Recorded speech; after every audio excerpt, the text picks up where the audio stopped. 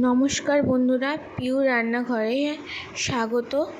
আজকে বানাবো দারুণ একটি রেসিপি, যেটা গরম ভাত দিয়ে খেতে খুবই ভালো লাগে।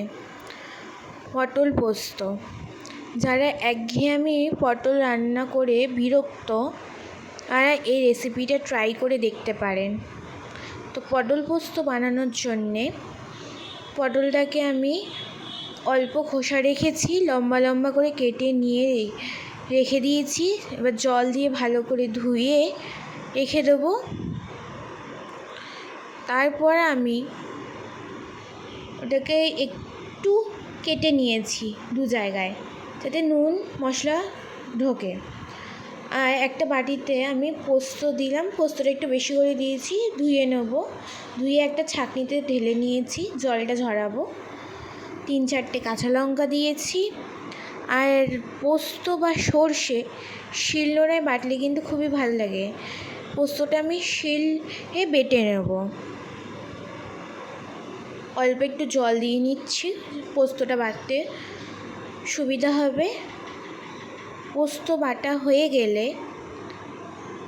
পটল, এবার একটা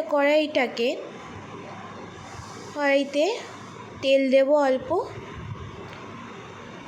তেল দেওয়ার পর একে একে সব পটলগুলোকে আমি ছেড়ে দেবো।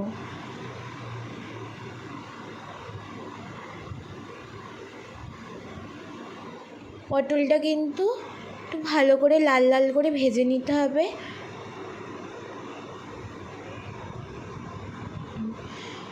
এখানে এমনভাবে ভাজতে হবে পটলটা দেখলে মনে হবে অল্প হয়ে গেছে একদম। তারপর 2 টেবিল চামচ নুন দেব, আর অল্প হলুদ গুঁড়ো দিয়ে মিশিয়ে নেব ভালো করে।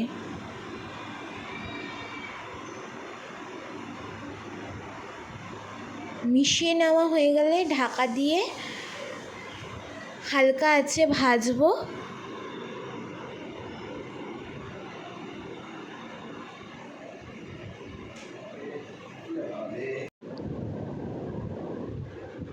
ভালো করে পটলটা আমার ভেজে নেওয়া হয়ে গেছে। ওর মধ্যে এবার আমি যে বেটে রাখা পোস্তটা আমি এবার দিয়ে দেবো। আর সামান্য জল দিয়ে দেবো, জল দেওয়া ছিল ওই বাটিতে, ওইটা দিয়ে ভালো করে মিশিয়ে নিয়ে একটু ঢাকা দিয়ে দেবো। ভালো করে তো ভেজে নিয়েছিলাম, তার জন্যে আর বেশি জল দেব না, আর বেশিক্ষণ রাখবো না।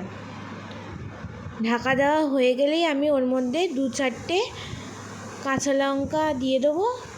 ঢাকাটা খুলে নিয়ে আর একটু বেশি পরিমাণে চিনি দিয়েছি। চিনিটা আপনারা স্কিপ করে যেতে পারেন, ভালো না লাগলে। কিন্তু পটল পোস্তটা একটু মিষ্টি মিষ্টি হলে ভালো লাগে। আমার রান্না হয়ে গেছে, গ্যাসের ফ্লেমটাকে আমি বন্ধ করে রেখে দিয়ে এর আমি সার্ভ করে দেখাচ্ছি একটা প্লেটে। দেখো পটল পোস্তটা হয়ে গেছে, দেখতে কতটা লোভনীয় লাগছে। ভালো লাগলে আপনারা বাড়িতে নিশ্চয়ই বানিয়ে খাবেন। সকলের আশা করি ভালো লাগবে।